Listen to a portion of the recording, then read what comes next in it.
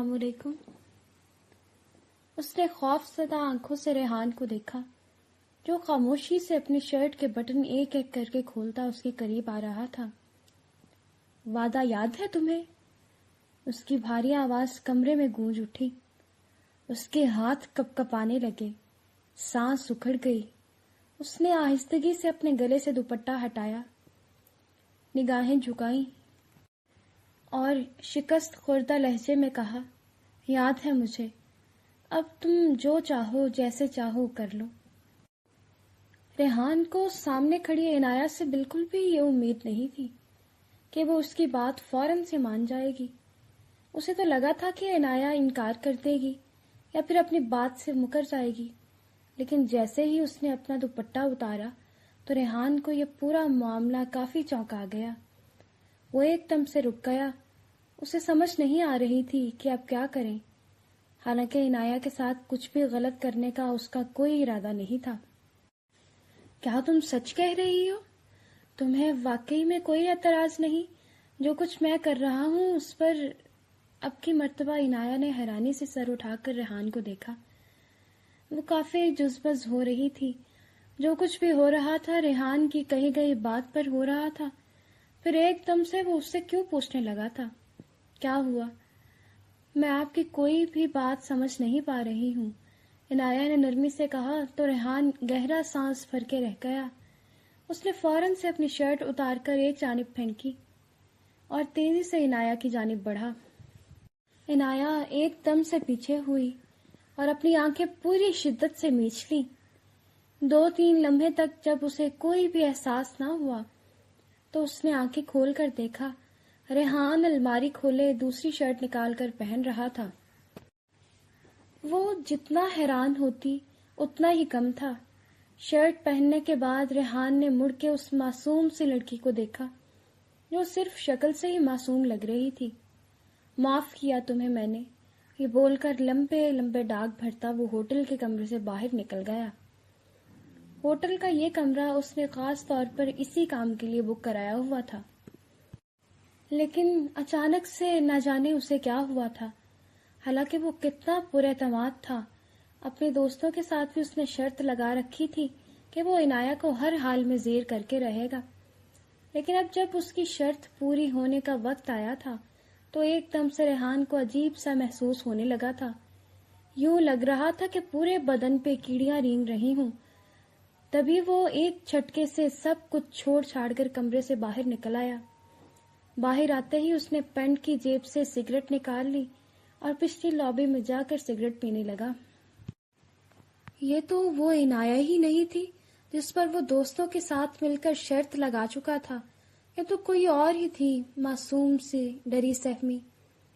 دائیں سے بائیں ٹہلتے ہوئے وہ اپنی گہری سوچوں میں لپٹا ہوا تھا۔ تبھی ہوٹل کی کھڑکی سے عنایت کی نگاہ نیچے لابی میں پڑی تو سامنے اسے ریحان کافی پریشانی سے چلتا ہوا نظر آیا۔ کوئی شخص اگر مر بھی رہا ہوتا اور اس سے بتاتا کہ ریحان نے اس کے ساتھ نرمی برتی ہے یا وہ مغرور انسان کے بجائے بہت ہی رحم دل انسان ہے، تو عنایت کبھی بھی اس آدمی کی بات پر یقین نہ کرتی۔ لیکن آج جو کچھ وہ اپنی آنکھوں سے دیکھ چکی تھی اس سب پر یقین کرنا اس کے لیے بہت مشکل ہو رہا تھا۔ وہ سمجھ نہیں پا رہی تھی آیا یہ ریحان کی حقیقت ہے یا پھر وہ کوئی اور جال بن رہا ہے اسے پھنسانے کے لیے۔ وہ اپنی چادر لے کر نیچے لابی میں آ گئی۔ سامنے ہی ریحان کی نگاہ اس پر پڑی تو وہ قریب چلا آیا اور نرمی سے بولا، جاؤ اپنے گھر چلی جاؤ۔ کیا تم سچ کہہ رہے ہو؟ عنایت کی آنکھوں میں بے یقینی تھی، گویا وہ مکمل طور پر یقین دہانی کرنا چاہتی ہو کہ اگر میں جاؤں گی تو کیا تم پیچھے سے مجھے بلا تو نہیں لوگے؟ ریحان نے نفی میں سر ہلایا اور بولا، تم گھر جا سکتی ہو۔ اور اس وعدے کا کیا ابھی تمہارا موڈ نہیں ہے؟ یہ بات پوچھتے ہوئے عنایت کو شرمندگی تو بہت زیادہ ہو رہی تھی، لیکن پھر بھی اس کے لیے یہ سوال پوچھنا کافی اہم تھا۔ یہ نہ ہو کہ وہ گھر جائے تو ریحان دوبارہ پھر سے اپنے ناپاک ارادوں کو پائے تکمیل تک پہنچانے کے لیے اسے ہوٹل کے کمرے میں ایک مرتبہ پھر سے بلا لے۔ نہیں بلاتا، ابھی تم گھر جاؤ اس سے پہلے کہ میرا ارادہ بدل جائے، ریحان نے سخت لہجے میں کہا۔ اسے واقعی میں سمجھ نہیں آ رہا تھا کہ عنایہ اتنی دیر ہو گئی ہے یہاں پر ابھی تک کیوں کھڑی ہے۔ اسے تو موقع جب بھی ملا تھا فوراً ہی یہاں سے بھاگنے کی کوشش کرتی، لیکن وہ پھر بھی ریحان کا انتظار کر رہی تھی، اس سے تحقیق کر رہی تھی، اور یہی بات اسے عجیب کشمکش میں ڈالے ہوئے تھی۔ آیا وہ جو کچھ بھی کر رہا ہے وہ ٹھیک ہے بھی یا نہیں؟ اس بات کے بعد عنایہ ایک لمحہ بھی نہیں رکی اور خاموشی سے چادر کو تھام کر وہاں سے چلی گئی۔ ہوٹل سے باہر نکلتے ہی اسے ایک رکشہ مل گیا تھا، جس پر بیٹھنے کے بعد ٹھیک 15 منٹ کے اندر اندر وہ اپنے چھوٹے سے ٹوٹے پھوٹے گھر کے باہر موجود تھی۔ گھر کا دروازہ بجاتے ہوئے اس کا ہاتھ بری طرح سے کانپ رہا تھا۔ زینب نے آگے سے دروازہ کھولا اور حیرانی سے عنایہ کو دیکھا اور دیکھ کر بولی، آپ بھی اتنی جلدی آ گئی؟ آپ نے تو کہا تھا کہ شاید پورا دن بھی لگ سکتا ہے، لیکن آپ کو تو ابھی گئے 1 گھنٹہ ہی ہوا ہے۔ ہاں پیچھے ہٹو، ایمرجنسی ہو گئی تھی تو پھر میری اپوائنٹمنٹ کینسل ہو گئی۔ اچھا دال چاول بنا رہی ہوں، کھائیں گی آپ؟ نہیں تم کھا لو، مجھے نیند آ رہی ہے، میں سونا چاہوں گی، اور مجھے اٹھانا مت، سب کھانا کھا لینا، میں خود ہی اٹھ کر کھانا کھا لوں گی۔ یہ کہہ کر وہ خاموشی سے کمرے کے اندر چلی گئی اور دروازہ لاک کر لیا۔ زینب بھی ایک بات بڑی اچھی طرح سے محسوس کر پا رہی تھی کہ عنایہ کچھ پریشان لگ رہی تھی، ضرور کوئی نہ کوئی بات ایسی تھی جو اس سے اتنی جلدی نہ صرف واپس لے کر آئی تھی بلکہ اس کے چہرے پر پریشانی بھی بڑی واضح دکھائی دے رہی تھی۔ لیکن پھر بھی اس نے اپنی بہن کو مزید تنگ نہیں کیا، کیونکہ وہ جانتی تھی 2-3 مرتبہ بھی اور پوچھ لیا تو عنایہ چڑ جائے گی، سو بہتر تھا جب وہ خود بتانا چاہے تبھی آ کر اسے بتائے۔ کمرے میں آتے ہی بیڈ پر گر کر عنایہ ایک دم سے پھوٹ پھوٹ کر رونے لگی۔ اسے یقین نہیں آ رہا تھا کہ اتنی جلدی اس کی جان بخشی ہو گئی ہے، حالانکہ کتنی نا امیدی تھی۔ وہ تو جاننا بھی نہیں چاہتی تھی کہ ریحان کے پاس پوری رات رو رو کر اس نے اللہ سے دعائیں مانگی تھی کہ یا اللہ میری عزت کا بھرم رکھ لے۔ صرف اتنا ہی نہیں، تہجد میں بھی رو رو کر اللہ جانے کتنے ہی نفل پڑھ کے اس نے خدا کے سامنے اپنی عرضی پیش کی تھی۔ فجر کی نماز پڑھنے کے ساتھ ہی وہ سو گئی۔ تبھی اسے عجیب و غریب سا خواب آیا، جہاں ایک عورت لمبا سا جبہ پہن کر درخت کے نیچے بیٹھی ہوئی تھی۔ اس کے جبے کا رنگ بھی سفید ہے اور وہ کافی خوبصورت لگ رہی ہے۔ چہرے پر اس نے پردہ کر رکھا ہے۔ اس درخت کے علاوہ ارد گرد دور دور تک سوائے صحرا کے اور کچھ بھی دکھائی نہیں دے رہا تھا۔ تبھی وہ عورت نرمی سے عنایہ کو اپنی جانب بلاتی ہے۔ پہلے تو عنایہ کو یقین نہیں آتا کہ کوئی اسے بلا رہا ہے، لیکن پھر خاموشی سے وہ عورت کے پاس جاتی ہے تو عنایہ کے ہاتھ نرمی سے چوم کر بولتی ہے، پریشان مت ہو بیٹی، چلی جانا کل وہاں پر، باقی اللہ کے حوالے کر دو، اللہ تمہارا نگہبان ہے۔ اتنا بول کر اچانک سے عنایہ کو شدید قسم کا جھٹکا لگا اور اس کی آنکھیں کھل گئیں۔ گھبرا کر ارد گرد دیکھا تو اس وقت وہ کسی بھی صحرا میں نہیں بلکہ اپنے کمرے میں موجود تھی، جہاں پر ٹوٹا پھوٹا سامان رکھا ہوا تھا۔ تبھی کمرے کے اندر زینب اس کے لیے ناشتہ لے کر آئی اور بولی، کیا بات ہے آپا، پہلے تو کبھی بھی تم فجر پڑھ کے نہیں سوئی، آج ایسا کیا ہو گیا کہ تمہیں فوراً سے نیند آ گئی تھی؟ پتہ نہیں زینب کیا ہوا ہے، میں نے بہت ہی عجیب خواب دیکھا ہے۔ زینب نے حیرت سے اپنی بہن کو دیکھا، کیونکہ ایک بات تو واضح تھی، عنایہ کو کبھی خواب نہیں آتے تھے، بچپن سے ہی اس کا یہی مسئلہ تھا۔ لاکھ کوششوں کے باوجود بھی عنایہ کو کبھی خواب نہیں آیا تھا، لیکن اب جب یہ خواب کی بات کر رہی تھی تو دونوں بہنیں ہی کافی حیران تھیں۔ کیا خواب آیا ہے آپا؟ زینب نے جلدی سے پوچھا تو عنایہ کو احساس ہوا اس نے بہت ہی غلط بات اپنی بہن کو بتا دی ہے۔ فوراً سے نفی میں سر ہلا کر بولی، پتہ نہیں، اب مجھے یاد نہیں، یہ بول کر واش روم میں چلی گئی۔ حالانکہ اسے پورا خواب اچھی طرح سے یاد تھا، لیکن اس نے زینب کو یہ نہیں بتایا تھا کہ اس خواب کی نوعیت کیا ہے۔ واش روم میں بھی مسلسل اسے یہی خیالات آ رہے تھے، کیا کرے اب وہ؟ ریحان کے بتائے گئے ہوٹل میں جائے یا نہ جائے۔ اسی کشمکش میں کھانا بھی کھایا، پھر تیار ہونے لگی۔ زینب نے حیرانی سے پوچھا، کیا بات ہے آپا، کہاں جا رہی ہو؟ آج تو تمہاری چھٹی ہے نا؟ تب عنایہ کو احساس ہوا کہ وہ تیار ہو رہی ہے۔ وہ کافی پریشان ہو گئی تھی، جلدی سے بولی، ہاں مجھے آج ایک بہت اہم کام کے لیے جانا ہے، پورا دن بھی لگ سکتا ہے۔ لیکن آپا ناشتہ تو کر لو۔ مگر عنایہ نے ناشتہ کرنے سے منع کر دیا اور فوراً ہی گھر سے باہر نکل آئی۔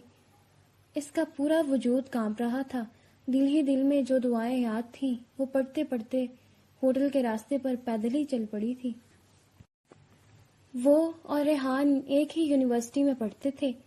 یہاں تک تو معاملہ ٹھیک تھا، نہ کبھی ریحان اس کے آگے آیا تھا، نہ ہی کبھی عنایہ نے اس کے ساتھ کوئی بات چیت یا دوستی کرنے کی کوشش کی تھی۔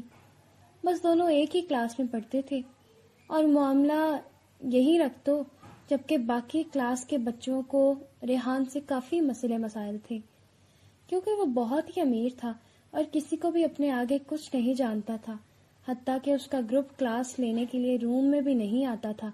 ٹیچرز کو بھی اس کی پرواہ نہیں تھی، نہ جانے کہ اتنے سال سے وہ ایک ہی کلاس میں اٹکا ہوا تھا۔ اس دن عنایہ کو لینے کے لیے حمزہ آیا تھا۔ وہ یونیورسٹی سے باہر نکلی تو آگے حمزہ اپنی بائک پر موجود تھا۔ اسے دیکھ کر وہ ایک دم سے مسکرا دی، کیونکہ حمزہ اس کا خالہ زاد اور منگیتر دونوں ہی تھا۔ جیسے ہی وہ آگے بڑھ کر حمزہ کے ساتھ بائک پر بیٹھنے لگی، تبھی اچانک سے ایک گاڑی آئی اور بریک لگتے لگتے بھی وہ حمزہ کی بائک کے ساتھ ٹکرا گئی تھی۔ عنایہ ابھی تک بائک پر بیٹھی نہیں تھی، جھٹکے سے مڑ کر گاڑی والی کو دیکھا تو ایک لمحے کے لیے خاموش ہو گئی، کیونکہ گاڑی میں کوئی اور نہیں بلکہ ریحان ہی ڈرائیونگ سیٹ پر موجود تھا۔ حمزہ غصے سے بولنے لگا تو عنایہ نے اس کو خاموش کروا دیا اور کہا، یہ میرا کلاس فیلو ہے، میں بات کرتی ہوں اس سے۔ یہ بول کر وہ آگے آئی اور حمزہ کی گاڑی کا شیشہ بچایا، جو فوراً سے ہی اس نے نیچے کر دیا تھا۔ کیا مسئلہ ہے؟ حمزہ ایک دم بدتمیزی سے بولا، جس پر عنایہ کو بہت شدید غصہ آیا۔ وہ امیر زادہ خود کو سمجھتا کیا تھا، جس سے جیسے چاہے بات کرے؟ یہ کیا حرکت کی ہے تم نے؟ کیا خیال ہے تمہیں کہ تمہاری لاپرواہی کی وجہ سے ہمیں کتنا نقصان ہوا ہے؟ اپنی کھٹارا سی بائک کو لو اور جاؤ یہاں سے۔ میں نے تو کبھی کلاس میں تمہیں منہ نہیں لگایا اور اب تم یہاں روڈ پر تماشا بنانے کی کوشش کر رہی ہو۔ ریحان ایک دم بدتمیزی سے بول کر شیشہ اوپر کر گیا۔ اس بات پر عنایہ کے تو تن بدن میں آگ لگ گئی تھی، اسے سمجھ نہیں آیا وہ کیا کرے۔ تبھی قریب پڑی ہوئی اینٹ اٹھا کر اس نے پوری قوت سے ریحان کے شیشے پر دے ماری۔ وہ ایک جھٹکے سے باہر نکلا، اس سے پہلے وہ عنایہ پر ہاتھ اٹھاتا فوراً سے حمزہ وہاں آ گیا اور ایک جانب کھڑا ہو کر ان دونوں کو لڑتے ہوئے دیکھنے لگا۔ عنایہ نے بھی یہ بات محسوس کی تھی، اسے یقین تھا کہ حمزہ آ کر اس کے لیے ضرور لڑے گا، کیونکہ وہ بھی تو اس کی خاطر بیچ سڑک پر کھڑی ہو کر لڑ رہی تھی۔ لیکن ایسا کچھ بھی نہیں ہوا۔ تبھی ریحان طنزیہ انداز میں مسکراتے ہوئے بولا، لڑکی ایک بات بتاؤ، تم لڑکی اس کے لیے لڑ رہی ہو؟ اس بات پر وہ ایک دم سے جذبز ہو گئی۔ اس نے مڑ کر پیچھے حمزہ کو دیکھا، گویا بتانا چاہتی ہو کہ میں اس کے لیے لڑ رہی ہوں۔ تبھی ریحان دوبارہ پھر سے بولا، اس لڑکے میں اتنی ہمت نہیں ہے کہ آ کر اپنے حق کے لیے بولے۔ ویسے لگتا کیا ہے تمہارا؟ لیکن مجھے یقین ہے کہ تم میری بات کا جواب نہیں دو گی، سو مجھے خود اندازہ کرنے دو، ہو سکتا ہے تمہارا عاشق ہو، کیونکہ جتنے جوش میں آ کر تم اس کے لیے لڑ رہی ہو، ایسے تو کوئی اپنے عاشق کے لیے ہی لڑتا ہے۔ لیکن بہت افسوس کے ساتھ مجھے یہ تمہیں بتانا پڑ رہا ہے، وہ لڑکا تم میں بالکل بھی دلچسپی نہیں رکھتا، ہو سکتا ہے اس کی کوئی اور گرل فرینڈ بھی ہو۔ ارد گرد سڑک پر کافی تماشا لگ چکا تھا، جبکہ ریحان اپنی گاڑی کی چھت پر کوہنی ٹکائے بڑے مزے سے کمنٹری کر رہا تھا۔ عنایہ کو سمجھ نہیں آیا وہ اس بدتمیز لڑکے کو کیا جواب دے یا پھر اس کی بات کو کیسے موڑے۔ حمزہ آگے آئے آپ۔ عنایہ نے سختی سے اسے درمیان میں بلانے کی کوشش کی تو وہ ایک دم سے آگے بڑھا اور عنایہ کی کلائی تھام کر بولا، جانے دو یار، چلو آؤ ہم گھر چلتے ہیں۔ وہ ایک دم سے بھیگی بلی بنا ہوا تھا۔ اس بات پر عنایہ کو مزید تاؤ چڑھا کہ یہ وہی حمزہ ہے نا جو ابھی چند لمحے پہلے اپنی بائک پر بیٹھے ریحان کو موٹی موٹی گالیاں نکال رہا تھا، لیکن اب ایک دم سے بھیگی بلی بن کے ایک طرف ہو گیا تھا۔ جاؤ جاؤ انایا میڈم، مجھے بہت افسوس ہوتا ہے تم جیسی مڈل کلاس لڑکیوں پر جو ایسے مردوں کے لیے اپنی پوری زندگی کو داؤ پر لگا دیتے ہیں، لیکن یہ مرد تم لوگوں کے لیے کچھ بھی نہیں کر پاتے۔ شرط لگا لو مجھ سے، یہ بندہ تمہارے علاوہ اور بھی بہت جگہوں پر منہ مارتا ہوگا۔ اس بات پر عنایا ایک دم سے طیش میں آ کر بولی، تم اتنے یقین سے یہ بات کیسے کہہ سکتے ہو؟ ایسا بالکل بھی نہیں ہے، سمجھ رہے ہو نا میری بات کو حمزہ؟ حمزہ میرا منگیتر ہے، ہم دونوں کی بچپن سے منگنی ہو چکی ہے، اور خبردار تم ہمارے معاملات میں دخل اندازی مت کرو، اپنی حد میں رہو۔ عنایا اونچی اونچی چیخ کر بولی۔ وہ ایسی لڑکی نہیں تھی جو تماشا لگائے، لیکن اب چونکہ حالات مختلف ہو چکے تھے اور اسے بولنا پڑ رہا تھا، اور سب سے بڑھ کر جو مسئلہ تھا وہ یہ تھا کہ حمزہ اس کے لیے اور اس کے ساتھ نہیں بول رہا تھا، یہ بات عنایا کو مزید پریشان کر رہی تھی۔ چلو ٹھیک ہے، لگاؤ شرط، میں ثابت کر دوں گا کہ تمہارا یہ ناکام منگیتر بہت سی جگہوں پر منہ مارتا ہے۔ بتاؤ تمہیں یہ شرط قبول ہے؟ عنایا کیا کر رہی ہو؟ چلو یہاں سے، حمزہ ایک دم غصے میں آ کر بولا۔ حمزہ 1 منٹ رک جائیں، اس امیر زادے کو تو میں دیکھتی ہوں۔ یہ بول کر وہ سختی سے بولی، قبول ہے مجھے، اور دیکھنا اگر میں نے یہ ثابت کر دیا کہ میرا منگیتر حقیقی مرد ہے اور میرے علاوہ کسی بھی لڑکی کے ساتھ اس کا کوئی چکر نہیں ہے، تو دیکھ لینا کہ تمہاری کیا حالت کرتی ہوں میں۔ تمہیں وہی کرنا پڑے گا جو میں کہوں گی، بھلے سے میں یہاں پر سڑک کے درمیان تم سے کان پکڑواؤں یا کچھ بھی کروں۔ بتاؤ کیا تمہیں یہ شرط منظور ہے؟ ریحان نے کندھے اچکا کر کہا، ہاں بالکل، اور تمہارے لیے بھی یہی شرط ہے کہ تمہیں بھی میری ہر بات ماننی ہوگی۔ وہ ابھی بات کر رہی تھی تبھی حمزہ نے ایک زوردار تھپڑ عنایا کے چہرے پر لگایا اور چیخ کر بولا، خالہ خالو نے تمہیں یہ تمیز سکھائی ہے کہ اپنے منگیتر کے سامنے کھڑے ہو کر تم بیچ راستے میں کسی بھی لڑکے کے ساتھ کھڑی ہو کر شرطیں لگاؤ؟ کہ میں کب کا تمہیں یہاں سے لے کر جانے کی کوشش کر رہا ہوں، لیکن تمہارے سر پر جوں تک نہیں رینگ رہی۔ چلو یہاں سے۔ عنایا جو مارے حیرت کے منہ پر ہاتھ رکھے اپنے منگیتر کو دیکھ رہی تھی، اسے یقین نہیں آ رہا تھا کہ اتنا نرم گفتار لڑکا جو ہمیشہ اس پر مرتا آیا تھا، وہ بھرے مجمع کے سامنے اس کے منہ پر ہاتھ بھی اٹھا سکتا تھا۔ اس بات پر ریحان کے چہرے پر ایک مسکراہٹ دوڑ گئی اور وہ گاڑی کے اندر دوبارہ پھر سے بیٹھتے ہوئے بولا، مجھے لگتا ہے اب کچھ بھی تمہیں ثابت کرنے کی ضرورت نہیں رہی۔ یہ بول کر اس نے ایک لمحہ بھی وہاں پر مزید ضائع نہیں کیا اور اپنی گاڑی پوری رفتار سے بڑھا کر لے گیا۔ پیچھے عنایا کی تو حالت ایسی تھی گویا کاٹو تو بدن میں لہو نہیں۔ ارد گرد بہت سے لوگ بھی کھڑے تھے، یونیورسٹی کے اس کے کافی سارے فیلوز بھی موجود تھے جن کے سامنے وہ تماشا بن کر رہ گئی تھی۔ تبھی حمزہ نے اس کی کلائی تھام کر اسے بائک پر بٹھایا اور وہاں سے لے کر آیا، لیکن وہ پورے راستے خاموشی سے روتی آئی تھی۔ اسے سمجھ نہیں آ رہا تھا وہ اتنی بڑی تذلیل کو کیسے ہینڈل کرے، یا ان سب باتوں کو کہاں ڈالے یا پھر بھولنے کی کوشش کرے۔ کچھ بھی تو نہیں سمجھ میں آ رہا تھا۔ گھر اتارتے وقت حمزہ نے سختی سے اسے منع کر دیا کہ آج والے واقعے کا ذکر کسی سے بھی مت کرنا، سمجھ آ رہی ہے تمہیں؟ لیکن عنایا میں تو اتنی ہمت بھی نہیں تھی کہ ہاں سے یا نہ سے جواب دے سکے۔ وہ تو ابھی تک سن تھی، خاموشی سے گھر کے اندر چلی گئی اور پوری رات اس نے روتے ہوئے گزاری تھی۔ ٹھیک ہے، جو بھی معاملہ تھا، حمزہ کو یوں بھرے مجمع میں اس پر ہاتھ بالکل بھی نہیں اٹھانا چاہیے تھا۔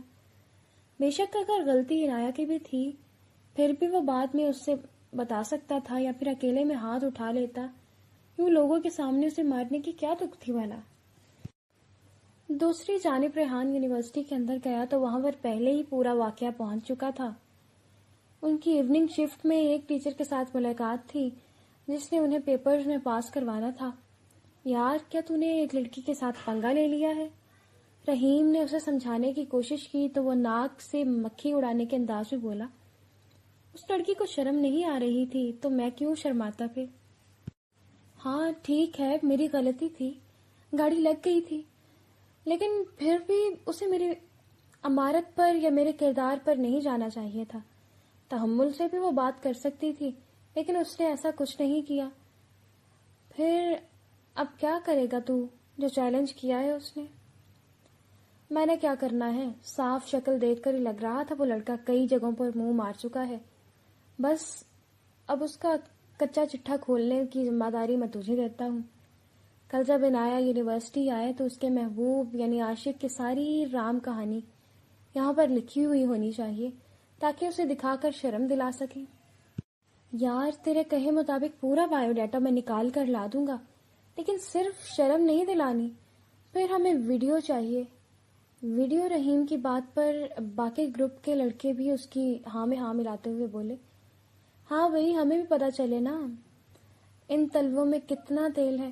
یہ جو مڈل کلاس لڑکیاں ہوتی ہیں نا ان کی اکڑ یوں ہی ٹوٹتی ہے، ویسے انہیں کوئی بات سمجھ میں نہیں آتی.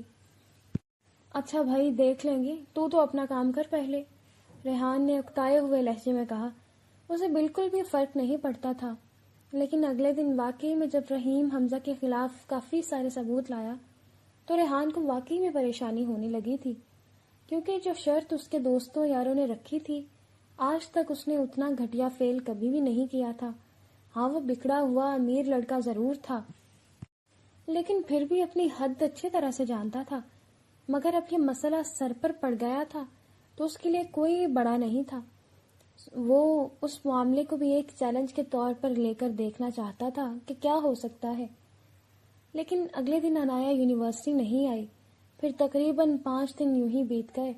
جب 6 دن بعد عنایہ یونیورسٹی آئی تو اس کے اندر داخل ہوتے ہی ریحان جو پارکنگ میں اپنی گاڑی نکال کر باہر آ رہا تھا اسے روک کر کھڑا ہو گیا اور اپنے بیگ سے وہ فائل نکال کر عنایہ کے سامنے کرتے ہوئے بولا، یہ تمہارے منگیتر کے کرتوت ہیں جن جن لڑکیوں کے ساتھ وہ باتیں کرتا ہے. ان کی پوری چیٹ اس فائل میں موجود ہے. یہ دیکھ کر عنایہ کے ہاتھ پاؤں ایک دم سے پھول گئے. اسے یقین نہیں آ رہا تھا کہ وہ امیر زیادہ اس بات کو اتنا سنجیدہ بھی لے سکتا ہے. کیا چاہتے ہو تم؟ فائل کو ایک نگاہ دیکھتے ہی وہ چبا چبا کر بولی، کیونکہ پچھلے 5 دن اس نے بے حد اذیت میں گزارے تھے. اب اپنی مزید زندگی کے ساتھ وہ کوئی بھی کھلواڑ نہیں کرنا چاہتی تھی. میں نے کیا چاہنا ہے؟ جو تم نے وعدہ کیا تھا اپنا وعدہ پورا کرو. تو مجھے معاف کر دو، میں تمہارے پیر پکڑ کر معافی مانگنے کے لیے تیار ہوں. مجھے ان تمام معاملات سے نکال دو. بہتر یہی ہے کیونکہ یہ سب کچھ میں افورڈ نہیں کر سکتی. اس بات پر ریحان نے نفی میں سر ہلایا اور بولا، نہیں بالکل بھی نہیں، میں تو اپنی شرط پوری کروں گا ہی کروں گا. اگر تم نے یہ شرط پوری نہیں کی تو پھر تم کیا میں بھی نہیں جانتا کہ میں تمہارے ساتھ کیا کر بیٹھوں گا. میری بھی عزت کا معاملہ ہے، میں بھی دوستوں کے درمیان اٹھتا بیٹھتا ہوں. اس بات پر عنایہ سنجیدگی سے بولی، ٹھیک ہے مجھے بتاؤ کیا چاہتے ہو تم؟ ریحان نے ایک نوٹ پیڈ پر ہوٹل کا پتہ اور 7 کمرے کا نمبر لکھ کر اس کی فائل کے اوپر رکھ دیا اور بولا، شام 5 بجے کل یہاں پر آ جانا، بہتر یہی ہوگا تمہارے لیے. یہ بول کر وہ ایک لمحہ بھی مزید وہاں پر نہیں رکا اور لمبے لمبے ڈاگ بھرتا ہوا وہاں سے چلا گیا، جبکہ پیچھے عنایہ کے قدموں تلے ایک لمحے کے لیے زمین نکل گئی. وہ جن قدموں سے یونیورسٹی آئی تھی ویسے ہی باہر نکل گئی. بجائے کوئی کلاس لینے کے وہ پورا دن اس کے لیے کافی مشکل تھا. پھر اگلی پوری رات اس نے رو رو کر اللہ سے دعائیں مانگی تو آخر میں جو خواب آیا وہ بھی کافی چونکا دینے والا تھا. پہلے تو وہ ہوٹل نہیں جانا چاہتی تھی، لیکن پھر بغیر سوچے سمجھے وہاں چلی گئی اور وہاں جاتے ہی اللہ نے اس کی لاز رکھ لی. وہی ریحان جس نے اسے وہاں پر بلایا تھا اسی نے وہاں سے واپس جانے کا بولا. اسے ہوٹل سے واپس آئے تقریباً 4 گھنٹے ہو گئے تھے. تبھی باہر گلی کا دروازہ زور سے بجا. زینب نے جا کر دیکھا، پھر تھوڑی دیر بعد اس سے بلانے کے لیے آ گئی کہ آپ سے ملنے کے لیے کوئی آیا ہے. لیکن کون؟